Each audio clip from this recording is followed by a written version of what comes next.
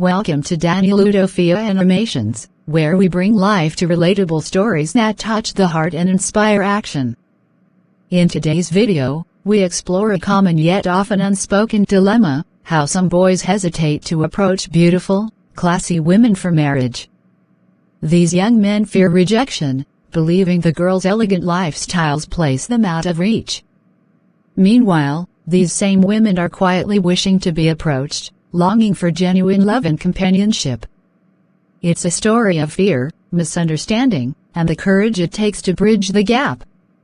Stay tuned as we bring this heartfelt narrative to life.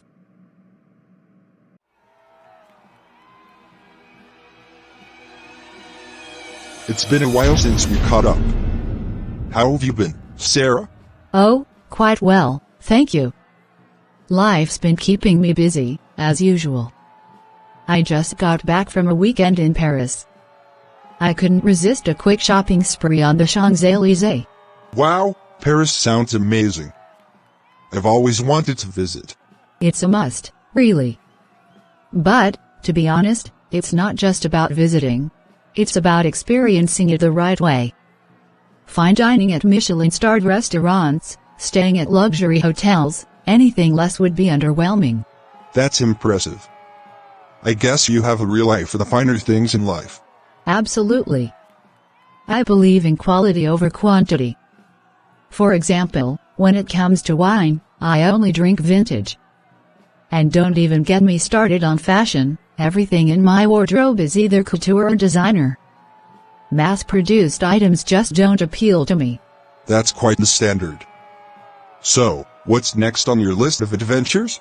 Oh, I'm planning a trip to Italy to explore bespoke jewelry. I've been eyeing a collection from a private designer in Milan. The craftsmanship is unparalleled, and I refuse to settle for anything ordinary. I have to admit, you've got a lifestyle most people only dream of. It's not just a lifestyle, John. It's a mindset. If you aim for the best in life, you should surround yourself with nothing less.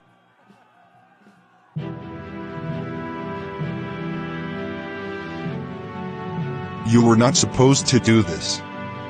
I would pay my way home, Sarah. No. I need to drop you off. At least, for visiting me after a while. Okay. That's my house. All right. It's not too far from my house anyway. Thanks for driving me back, Sarah. You didn't have to. Oh, it's no trouble, John. I like driving, especially in this car. It's not every day you get to enjoy the smooth ride of a custom-engineered vehicle like this one. Yeah, it's a beautiful car. Definitely way out of my league.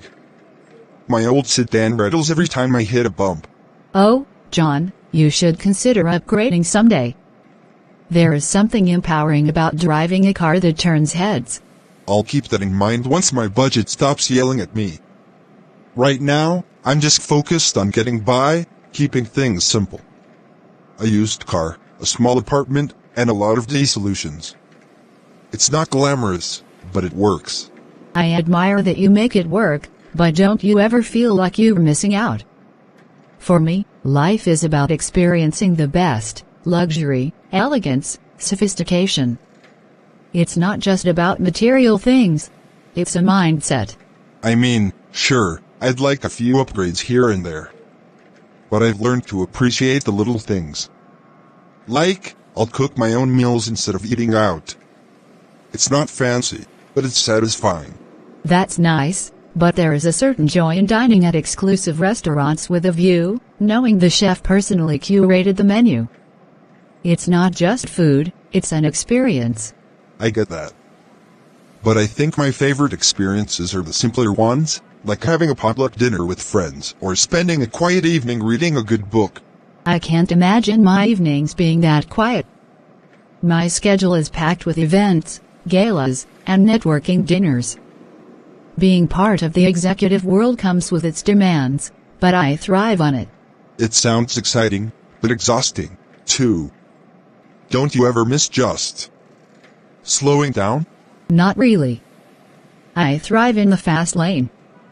The adrenaline of closing a deal, attending exclusive gatherings, or wearing a custom-designed gown. It's what I love. It makes me feel alive. I guess we're wired differently. You find life in the rush, and I find it in the quiet moments. That's true. But, you know, John, you should let me show you a glimpse of my world sometime. It's not as unattainable as it seems. I'd probably need a tuxedo just to keep up. That can be arranged.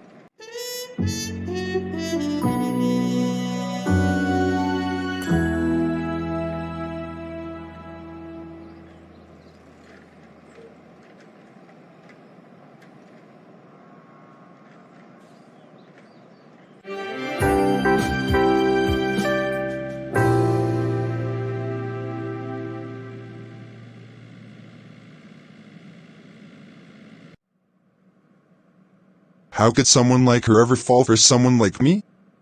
Sarah, so radiant, so poised, so untouchable.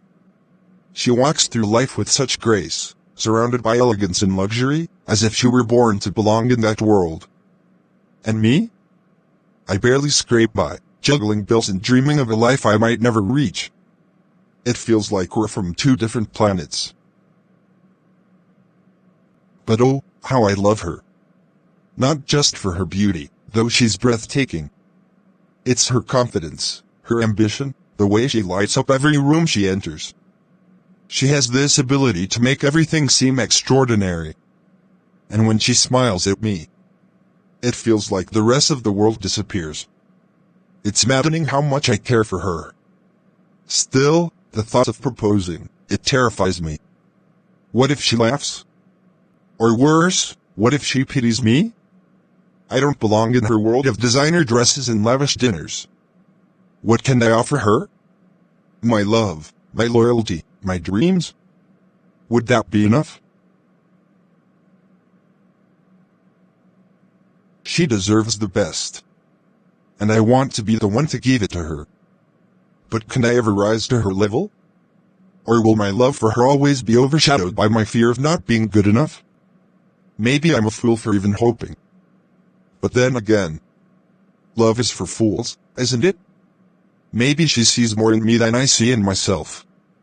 Or maybe I should let her go, for her sake and mine. I love her. That much is certain. But is love enough to bridge the gap between us? Only time and courage will tell.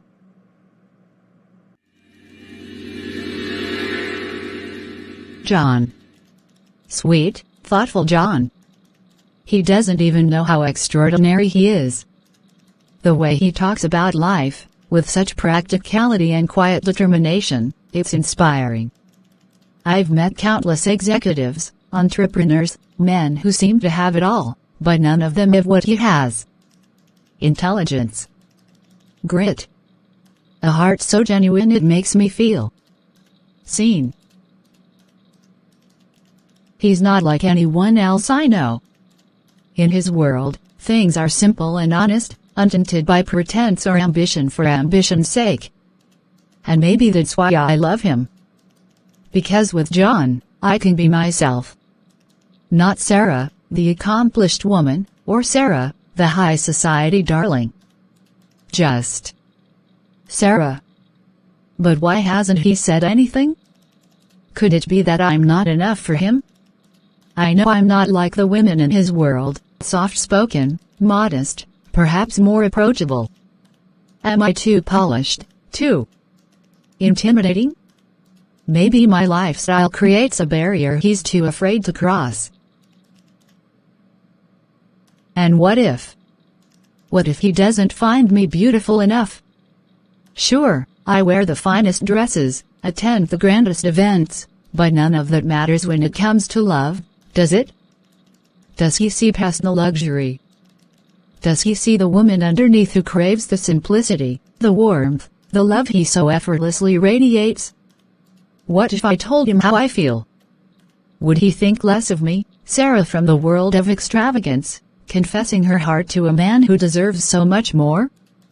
Or would he take my hand, smile that beautiful smile of his, and say he's been waiting for me all along? Sarah, I love him. And I believe we could have a perfect life together. But how do I make him see that my world feels empty without him in it? Perhaps I'm the one who needs to be brave.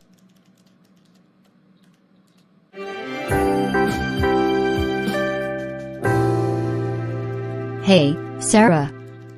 Sorry to interrupt, but I need the files HR asked you to work on. They said it's urgent. Oh, right. The files. I'll get them for you in just a moment. Are you okay? You don't seem like yourself today. I'm fine, blessing. Just a little distracted, that's all. Distracted? That's not like you. You're always so focused. What's going on? Sarah, we've worked together for years. You can talk to me. If something's bothering you, maybe sharing it will help. It's complicated. Try me. There is someone I care about deeply. Ah, now we're getting somewhere. Who's the lucky guy? His name is John. He's different, intelligent, hardworking, kind. He has this way of making everything seem so simple, yet so meaningful. And you love him? I do. I really do. But I don't think he sees me the same way. What makes you say that? My lifestyle, my world, it's so different from his. He's grounded, practical, and humble, while I'm here, surrounded by luxury and expectations. What if he thinks I'm too out of reach? Sarah, love isn't about matching lifestyles. It's about matching hearts. If he's as amazing as you say, he'll see you for who you are, not for what you have. I want to believe that. But what if he doesn't? What if he thinks I'm too polished, too distant? Then he's blind. But honestly, Sarah, from what I've seen, men like John don't look at superficial things. If he truly cares for you, he'll look beyond all that. I hope you're right. I am. But here's the real question, are you going to tell him how you feel? I don't know. I'm afraid of ruining what we already have. Sometimes, you have to take a leap of faith. You never know, he might just be waiting for you to make the first move. Maybe you're right. Of course I am. Now, about those HR files. Right. Let me get them for you. And after that, you can work on your real project, John. Bad girl. Don't spoil my head, please.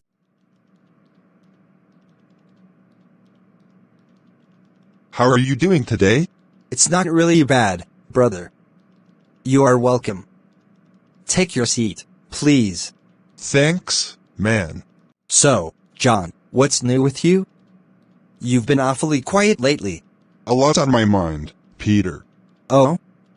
Care to share? I've been thinking about getting married. Really? That's big news. So, who's the lucky lady? Well, it's not official or anything. There's someone I care about. Someone I've been thinking about for a long time. Who is she? Her name is Sarah. She's incredible. Smart, confident, beautiful. But she's also high class. You know, she lives in this world of luxury and sophistication. Sounds like you're smitten. I am. But that's the problem. I'm just a regular guy, Peter. She drives a car I could never afford, attends events I'd never even be invited to, and wears clothes worth more than my monthly salary. How can I even think of approaching her? Does she know how you feel? No. How could I tell her? I don't want to embarrass myself. What if she laughs at me or says I'm not good enough for her? John, stop selling yourself short. You're hardworking, intelligent, and you have a good heart. If Sarah's as amazing as you say she is, She'll see that. But what if she doesn't? Then she's not the right one for you. But you'll never know unless you take a step. Look, John, love isn't about money or status. It's about connection, trust, and how you make each other feel. I don't know, Peter. I feel like we're from two different worlds. So what? Sometimes, the best relationships are the ones that bring two worlds together. I guess you're right. Of course I am. Take a chance, John. Be honest with her. If she's worth it, she'll appreciate your courage and your love. Maybe I will. Thanks, Peter. That's what friends are for.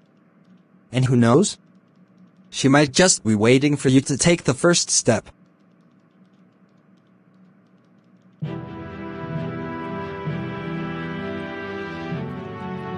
Thanks for taking me out. It's been a wonderful day for me. It's my pleasure. You know, Sarah, I've been thinking about this for a while. Spending time with you has been incredible. That's sweet of you to say, Win. I've enjoyed our time together too. Sarah, you're everything I've ever wanted in a partner: intelligent, beautiful, strong, and ambitious. Being with you makes me feel like the luckiest man in the world. I can't imagine my life without you. Sarah, will you marry me? Win. This is unexpected. I know it's a big step, but I truly believe we could have a wonderful life together. You mean so much to me. Win, I appreciate everything you've said, and I value our friendship and the time we've spent together. But this is a lot to take in. Do you not feel the same way? It's not that. You're a great man, Win, and any woman would be lucky to have you. But I need time to process this. Marriage is such a big commitment, and I don't want to rush into it. I see. Please don't misunderstand me. I'm not saying no. I just need to be sure, for both of our sakes. I understand, Sarah. I just hope you'll think about it. I will, Win. I promise. I just need some time to figure things out. Take all the time you need. I'll wait for your answer, no matter what it is.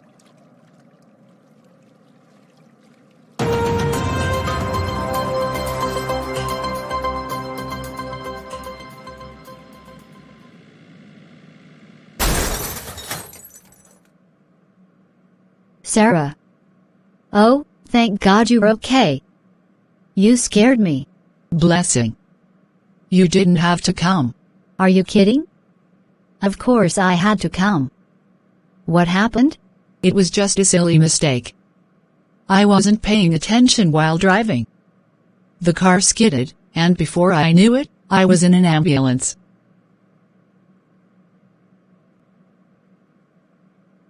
Sarah, you need to rest and stop pushing yourself so hard. This could have been so much worse. I know. The doctors said I was lucky. It's just a few bruises and some soreness. Still, you need to take this as a warning. Life isn't all about work and responsibilities. You need to slow down sometimes. You're starting to sound like my mother. Well, someone has to knock some sense into you. Seriously, Sarah, you're too important to all of us, to me. Thanks, Blessing. It means a lot that you're here. Always. Now, do you need anything? Water? Snacks? Or just someone to keep you company? Just your company is enough. Take your seat over there. Good evening, Sarah. How are you feeling today? Better, thank you, doctor. Just a little tired. That's to be expected, but I'm happy to tell you that you're healing well. The scans show no major injuries, and your bruises are improving. That's such a relief. Thank you, doctor. You are welcome. Sarah, the nurse will come by shortly to remove the bandages on your head. It's just to give your skin a chance to breathe. That's good news. Does that mean I can go home soon? Yes, if everything stays on track. You should be discharged in a day or two. We just want to monitor you a little longer to make sure there's no delayed reaction. I'll make sure she doesn't overdo it, doctor. Good. That's what friends are for.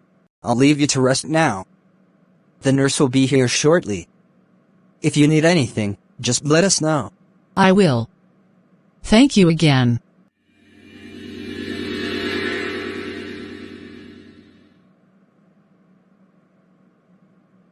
Here I am, lying in this cold, sterile room, and the only person who came to see me was Blessing. Not family, not anyone else. Not even John. Till this time that I am about to be discharged. When he was there, he made an effort. He sees me, wants me. Maybe I've been holding out for something, or someone, that will never come. Maybe I've been too idealistic, dreaming of a love that isn't meant to be. Win isn't a bad man. He's kind, attentive, and he's not afraid to show how much he values me. Isn't that what I need? Someone who won't leave me feeling like this. Alone? Maybe it's time to stop waiting for a dream and start accepting what's real. Win can give me stability, companionship. And maybe, over time, love will grow. It's better than feeling like this, forgotten.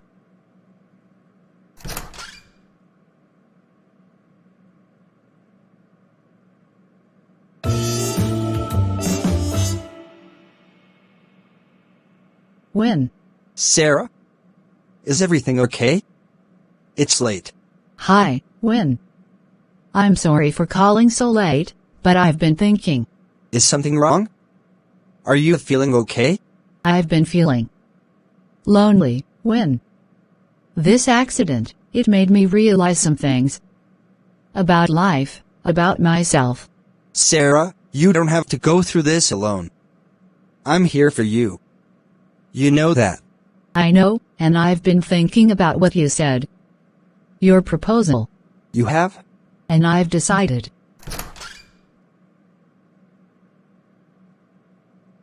John. Who's that? Sarah?